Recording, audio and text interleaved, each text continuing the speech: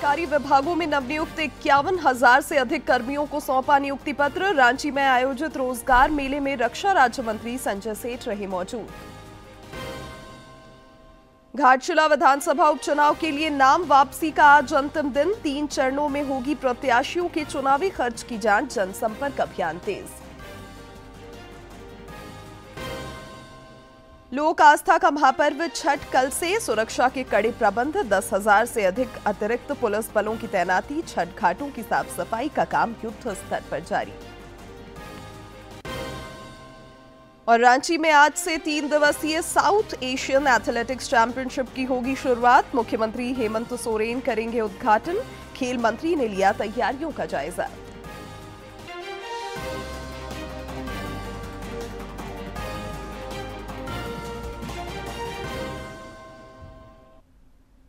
नमस्कार, खबरें झारखंड में आपका स्वागत है। मैं हूं शिवानी कुमारी और अब समाचार विस्तार से। प्रधानमंत्री नरेंद्र मोदी ने आज रोजगार मेला पहल के तहत विभिन्न सरकारी विभागों और संगठनों में नवनियुक्त 51,000 से अधिक कर्मियों को वीडियो कॉन्फ्रेंसिंग के जरिए नियुक्ति पत्र प्रदान किए। यह रोजगार मेला रांची समेत देश भर में 40 स्थानों पर आयोजित किए गए। इस मौके पर अपने वीडियो संदेश में प्रधानमंत्री ने कहा कि जीएसटी बचत उत्सव रोजगार उत्सव में भी बदल रहा है। उन्होंने कहा कि आज का ये मौका राष्ट्र सेवा में सक्रिय योगदान देने का भी अवसर है। बन गए हैं। अकेले इन रोजगार मेलों के जरिए बीते कुछ समय में ही 11 लाख से ज्यादा नियुक्ति पत्र दिए जा चुके हैं। और ये प्रयास केवल सरकारी नौकरियों तक ही सीमित नहीं है। हमने देश में पीएम विकसित भारत रोजगार योजना भी शुरू की है। इसके तहत 3.5 करोड़ युवाओं को नौकरी देने का लक्ष्य रखा गया है। साथियों, आज एक और स्किल इंडिया मिशन जैसे अभियानों के जरिए युवाओं को स्किल की ट्रेनिंग दी जा रही है। वहीं साथ ही नेशनल करियर सर्विस प्लेटफॉर्म जैसे इनिशिएटिव उन्हें नए अवसरों से भी जोड़ रहे हैं। मुझे बताया गया है कि इसके माध्यम से अब तक 7 करोड़ से अधिक वैकेंसीज की, यानी 7 करोड़ से अधिक वैकेंसीज, इसकी जानकारी युवाओं को दी जा चुकी है। ये 7 करोड़ खाली जगह, ये आंकड़ा छोटा नहीं है। साथियों, युवाओं के लिए एक और बड़ा कदम है प्रतिभा सेतु पोर्टल।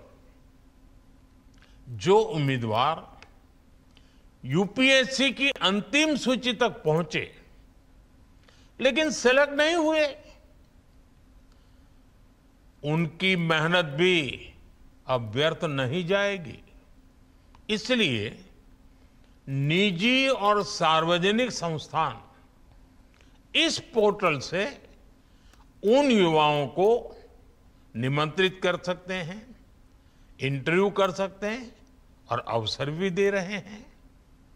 युवाओं की प्रतिभा का यह सदुपयोग ही भारत के युवा सामर्थ्य को दुनिया के सामने लेकर आएगा।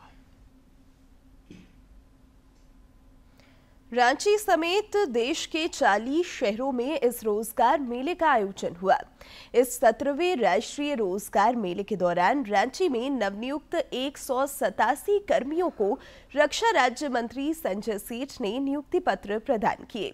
डाक विभाग द्वारा आयोजित इस रोजगार मेले में स्थानीय विधायक सीपी सिंह, डाक विभाग के वरीय पदाधिकारी समेत नवनियुक्त कर्मियों के परिजन भी मौजूद थे।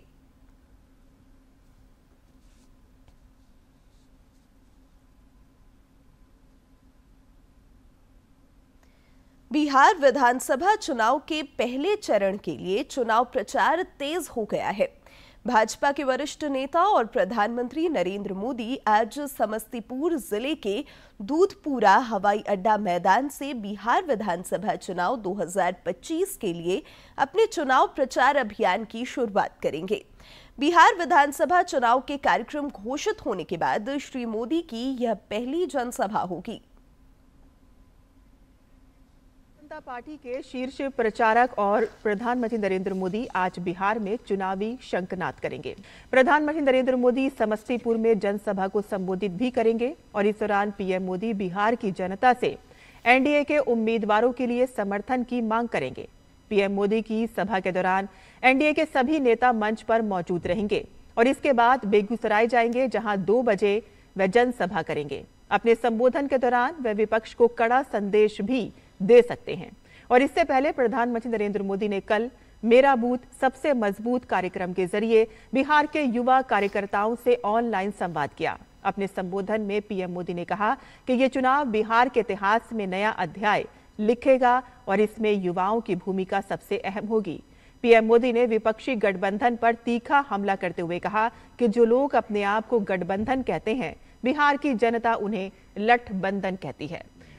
उन्हें युवाओं या बिहार के भविष्य की चिंता नहीं है। और साथ ही उन्होंने कहा कि उन्होंने नक्सलवाद और माओवादी आतंक को बढ़ावा दिया, जिसने बिहार की 2 पीढ़ियां बर्बाद हो गईं। और साथ ही पीएम मोदी ने कार्यकर्ताओं से कहा कि बिहार की जनता किसी भी हालत में जंगल राज की वापसी नहीं होने देना चाहती। उन्होंने कहा कि एनडीए ने बिहार को जंगल राज के अंधेरे से बाहर निकालकर विकास की नई रोशनी लाने का काम किया है।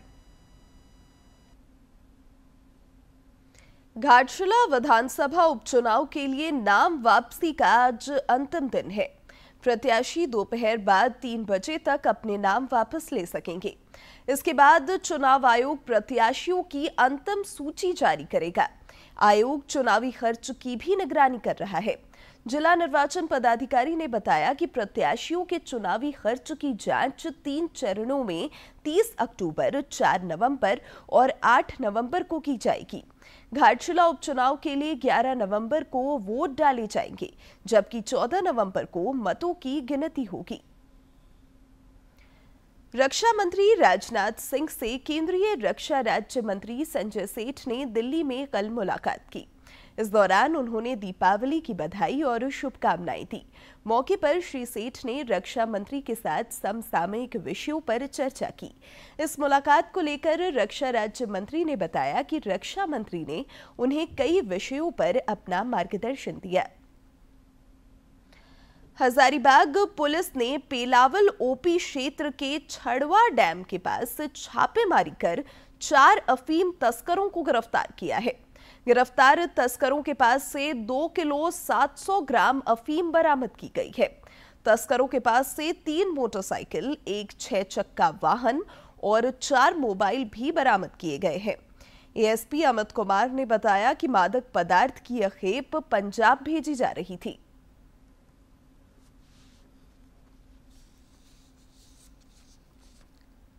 छड़वा डैम के पास से वो एक 6 चक्का ट्रक में अवैध अफीम की डिलीवरी लेनी थी, जो कुछ व्यक्तियों को लेकर राज्य से बाहर जाना था। विशेषतः वो लोग पंजाब जाने वाले थे, तो इसी क्रम में वो लोग पकड़े गए हैं। 3 मोटरसाइकिल और 3 व्यक्ति सवार और एक ट्रक और उसका चालक हिरासत में लेकर हम लोग पूछताछ कर रहे हैं। उसके बारे में जो जब्ती एवं तलाशी हुई, उसमें लगभग 2 किलो 700 ग्राम अफीम, अवैध अफीम बरामद की हुई। मोटरसाइकिल, 6 चक्का गाड़ी जो उसे भी हम लोगों ने सीज किया है। धनबाद जिले के बलियापुर थाना क्षेत्र से पुलिस ने 2 शातिर चोरों को गिरफ्तार किया है।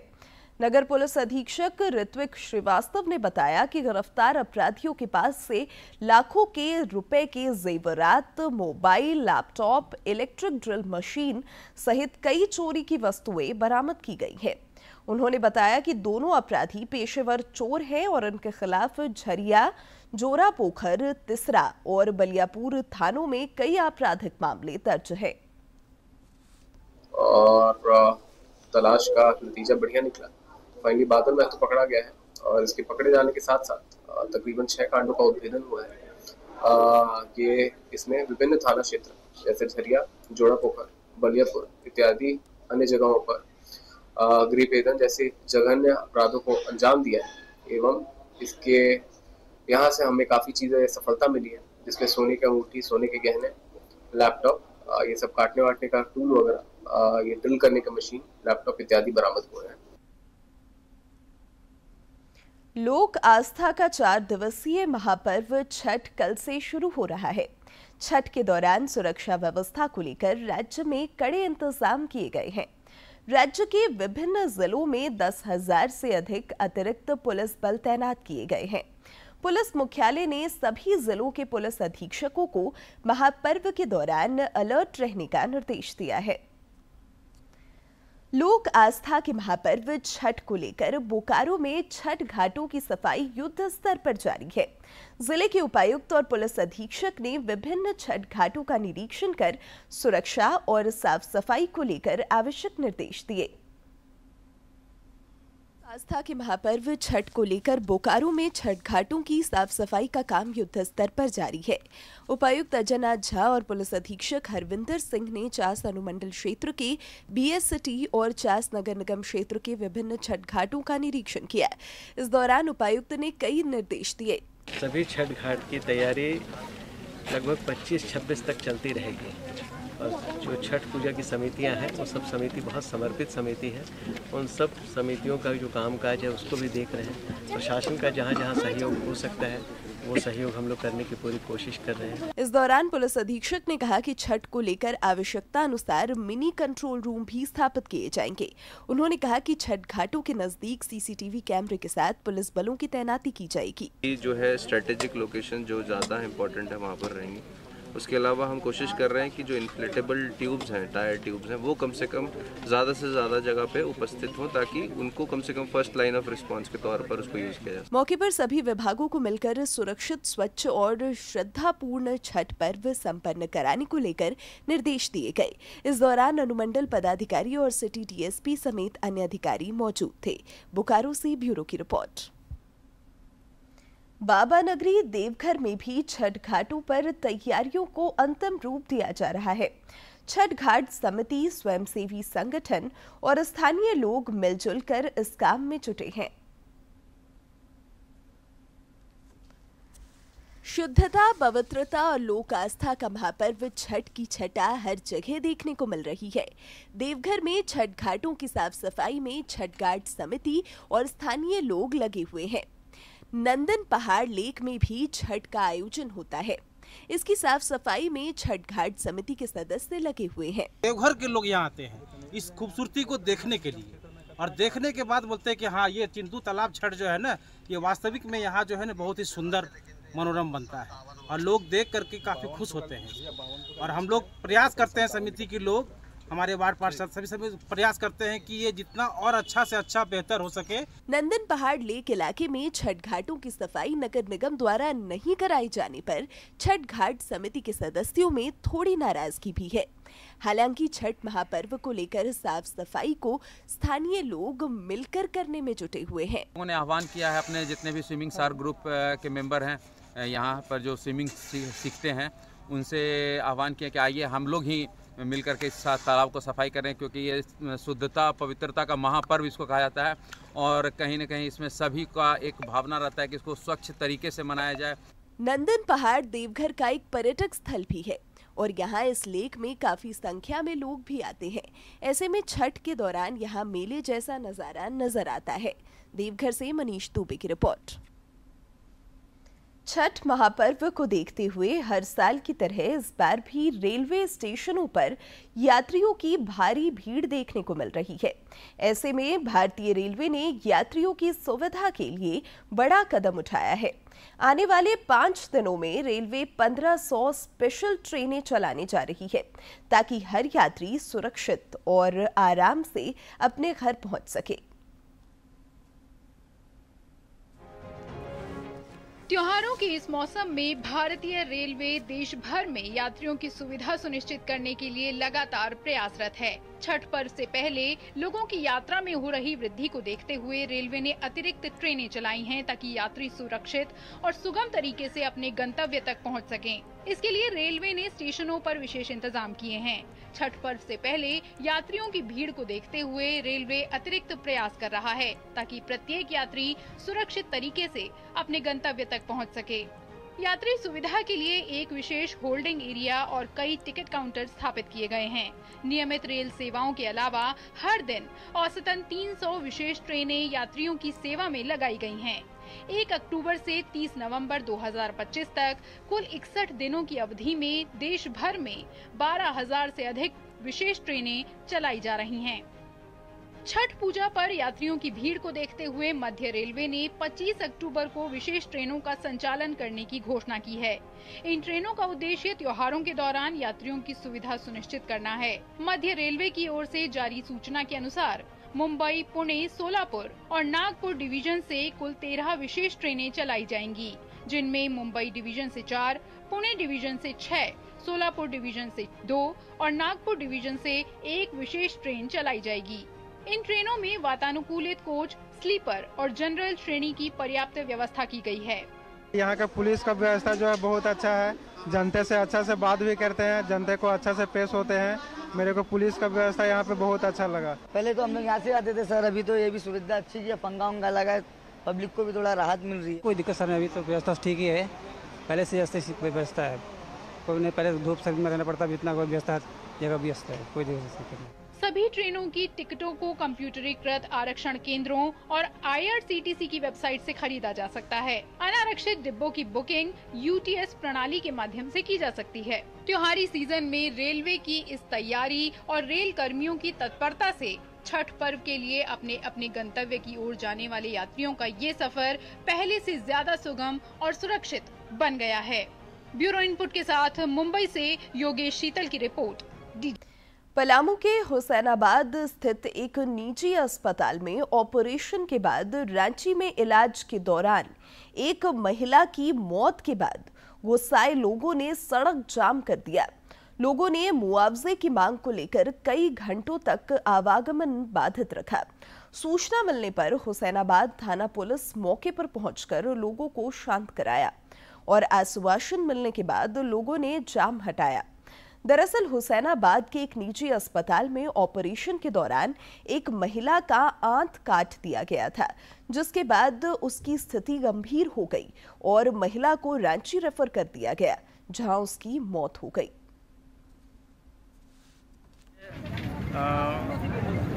बर्लिन हॉस्पिटल जो हरमू पड़ता है, वहाँ गए, वहाँ बहुत सारा रुपया पैसा भी खर्चा हुआ, हम लोग जाके ब्लड भी दिए। बहुत तरह परेशानी के बाद भी मेरा रोगी नहीं बच पाया। यह जिला के जो सिविल सर्जन है, उनकी लापरवाही से ही इस तरह के हॉस्पिटल को चलाया जा रहा है, उनके संरक्षण में इस तरह का हॉस्पिटल चलाया जा रहा है और गरीब गुरबा के जो हॉस्पिटल में इलाज कराने के नाम पर कुछ बिचौलिए लोग ला रहे हैं, उनका जान लिया जा रहा है। तो हम यह मांग करेंगे कि इस तरह के तमाम जो हॉस्पिटल चलाए जा रहे हैं उसको सबसे पहले बंद किया जाए।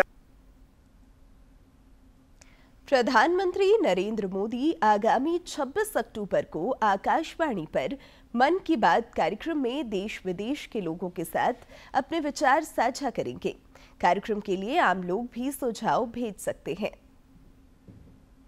मन की बात है जन जन की, संघर्षों के कुछ किस्से, कहानी कुछ सफलताओं की, अनकही विरासत की, उम्मीदें नए भारत की।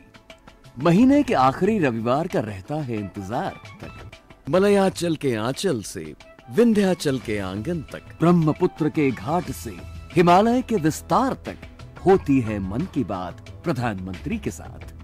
तो सुनिए इस महीने 26 अक्टूबर सुबह 11 बजे मन की बात आकाशवाणी और दूरदर्शन के सभी चैनलों पर और प्रसार भारती के OTT प्लेटफॉर्म वेव्स पर सजीव प्रसारण लाइव स्ट्रीमिंग के माध्यम से। आप भी माननीय प्रधानमंत्री के मन की बात का हिस्सा बन सकते हैं। इसके लिए आप अपने सुझाव post box number 111 Akashvani Delhi पर भेज सकते हैं या फिर नमो ऐप या MyGov के ओपन फोरम में पोस्ट कर सकते हैं। तो याद रखें, रविवार 26 अक्टूबर सुबह 11 बजे मन की बात।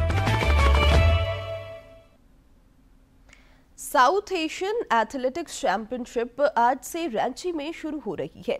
शाम 6 बजे मुख्यमंत्री हेमंत सोरेन इसका शुभारंभ करेंगे। इससे पहले कल शाम राज्य के खेल मंत्री सुदिव्य कुमार ने मोराबादी स्थित बिरसा मुंडा फुटबॉल स्टेडियम का निरीक्षण किया और तैयारियों का जायजा लिया। बाद में पत्रकारों से बातचीत में उन्होंने कहा कि राज्य के खिलाड़ियों के लिए यह आयोजन मील का पत्थर साबित होगा। इस चैंपियनशिप में भारत, श्रीलंका, नेपाल, बांग्लादेश, भूटान और मालदीव के 206 एथलीट हिस्सा लेंगे। 3 दिनों तक चलने वाली इस प्रतियोगिता में 37 स्पर्धाओं में कुल 111 पदक दांव पर होंगे। आईसीसी महिला एक दिवसीय क्रिकेट विश्व कप में भारत ने कल न्यूजीलैंड को 53 रनों से हराकर सेमीफाइनल में जगह बना ली। बारिश से प्रभावित मैच में भारत ने पहले बल्लेबाजी करते हुए 49 ओवर में 3 विकेट पर 340 रन बनाए। जवाब में न्यूजीलैंड 44 ओवर में 325 रनों का पीछा करते हुए निर्धारित ओवर में 8 विकेट पर 271 रन ही बना पाया। भारत ने महिला क्रिकेट विश्व कप के सेमीफाइनल में जगह बना ली है। कल खेले गए एक अहम मुकाबले में भारतीय टीम ने न्यूजीलैंड को डीएलएस नियमों के तहत 53 रन से मात दी। भारत के लिए स्मृति मंधाना और प्रीतिका रावल ने शतक लगाए। बारिश से प्रभावित मैच में 49 ओवर में भारतीय टीम ने 3 विकेट पर 340 रन बनाए। ये विश्व कप में भारत का सबसे बड़ा स्कोर है। एक बार फिर बारिश ने खलल के कारण न्यूजीलैंड को 44 ओवर में 325 रन का संशोधित लक्ष्य दिया गया। न्यूजीलैंड ने 44 ओवर में 8 विकेट पर 271 रन बनाए और मैच डीएलएस नियम के तहत 53 रन से भारत के नाम रहा। इस जीत के साथ ही भारतीय टीम ने विश्व कप के सेमीफाइनल में जगह बना ली है। भारत 5वीं बार महिला वनडे विश्व कप के सेमीफाइनल में पहुंचा है।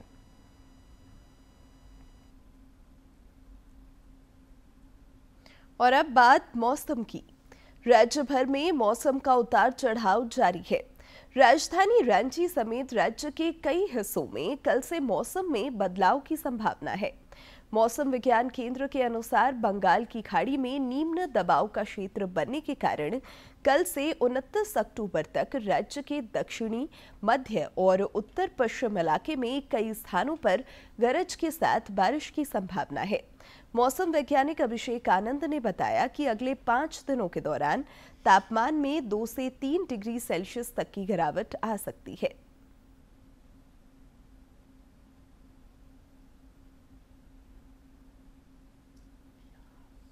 और अब जानते हैं किन बातों के लिए इतिहास के पन्नों में आज का दिन खास है।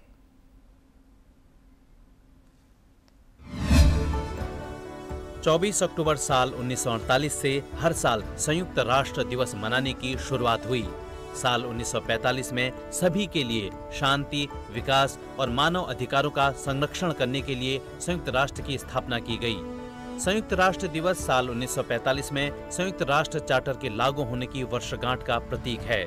सुरक्षा परिषद के 5 स्थायी सदस्यों और इसके संस्थापक दस्तावेज पर हस्ताक्षर करने वाले देशों के सहयोग से संयुक्त राष्ट्र आधिकारिक तौर पर अस्तित्व में आया। 24 अक्टूबर साल 1946 को अंतरिक्ष से पृथ्वी की पहली तस्वीर ली गई। ये तस्वीर न्यू मैक्सिको में अमेरिकी वैज्ञानिकों ने अंतरिक्ष से ली। इस तस्वीर में पृथ्वी की ब्लैक एंड व्हाइट तस्वीर को देखा गया। ये तस्वीर 35 मिलीमीटर मोशन पिक्चर कैमरा से ली गई। ये कैमरा V2 मिसाइल में लगा हुआ था, जिसे व्हाइट सेट्स मिसाइल रेंज के सैनिकों और वैज्ञानिकों ने लॉन्च किया था। ये पहली बार नहीं था जब पृथ्वी के कर्व को तस्वीर में देखा गया। साल 1935 में भी पृथ्वी की तस्वीर को लेने का प्रयास किया गया। एक्सप्लोरर 2 बैलून के जरिए ये कोशिश की गई थी, लेकिन इसमें अंतरिक्ष का काला हिस्सा नहीं दिखाई दिया।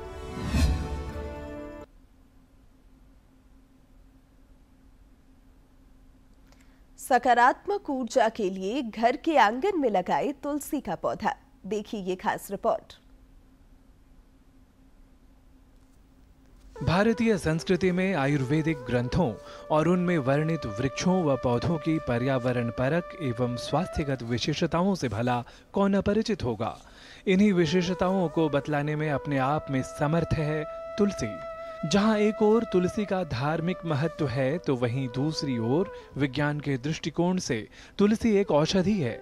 हृदय रोग हो या सर्दी जुकाम, भारत में सदियों से तुलसी का प्रयोग होता चला आ रहा है। औषधीय गुणों से परिपूर्ण पौराणिक काल से प्रसिद्ध पतित पावनी तुलसी के पत्तों का विधि पूर्वक नियमित सेवन करना अत्यंत लाभप्रद कहा गया है। एक सर्वाधिक औषधीय एवं पवित्र पौधा तुलसी जी के रूप में भारत के हर आंगन में देखने को मिल जाता है। तुलसी का जितना औषधीय महत्व है उतना ही आध्यात्मिक महत्व भी है। तुलसी रोगनाशक है, खासकर श्वसन तंत्र के रोगों को नष्ट करती है, क्योंकि तुलसी जी प्राण वायु को उत्पन्न करती हैं और प्राण जब बढ़ते हैं तो हमारे फेफड़े स्वस्थ होते हैं। इसलिए खांसी, जुकाम, अस्थमा, बुखार, इस तरह की जब समस्याएं हों तो तुलसी जी का काढ़ा जरूर पीना चाहिए। जीवन के आरंभ से लेकर मृत्यु तक हमारे जीवन में तुलसी का अत्यधिक महत्व है। पौराणिक मान्यताओं के अनुसार तुलसी धारण करने वाले को यमराज कष्ट नहीं देते। इसके साथ ही मोक्ष की प्राप्ति के लिए मृत्यु के समय मुंह में तुलसी के पत्ते को रखने की भी सनातन परंपरा रही है। तुलसी को वायु शोधन एवं पवित्रता के लिए हर आंगन में लगाने की परंपरा रही है, क्योंकि तुलसी को सर्वाधिक ऑक्सीजन प्रदान करने वाले पौधों में से एक माना जाता है।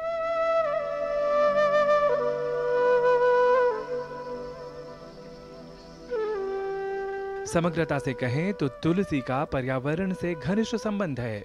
तुलसी के पास हानिकारक जीवाणु, विषाणु या कीड़े मकोड़े नहीं पनपते। यह घातक कृमियों और कीटों को नष्ट करती है। भोजन में भी तुलसी का भोग पवित्रता का कारक माना गया है। महर्षि चरक के द्वारा रचित चरक संहिता में तुलसी के गुणों का वर्णन कुछ इस प्रकार है। हिक्काकाश विषश्वास पार्श्वशूल विनाशनः पित्तकृत कफवातघ्नः सुरसः पूतिगंधः। अर्थात तुलसी हिचकी, खांसी, विषाक्त श्वास और पार्श्वशूल को नष्ट करती है। यह पित्तकारक, कफवात नाशक, रस प्रदायक और दुर्गंध नाशक भी है। अब अंत में मुख्य समाचार एक बार फिर।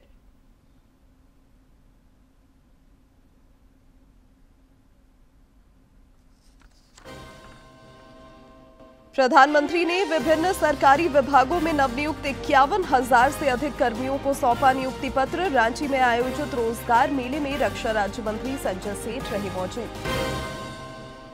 घाटशिला विधानसभा उपचुनाव के लिए नाम वापसी का आज अंतिम दिन। 3 चरणों में होगी प्रत्याशियों के चुनावी खर्च की जांच। जनसंपर्क अभियान तेज।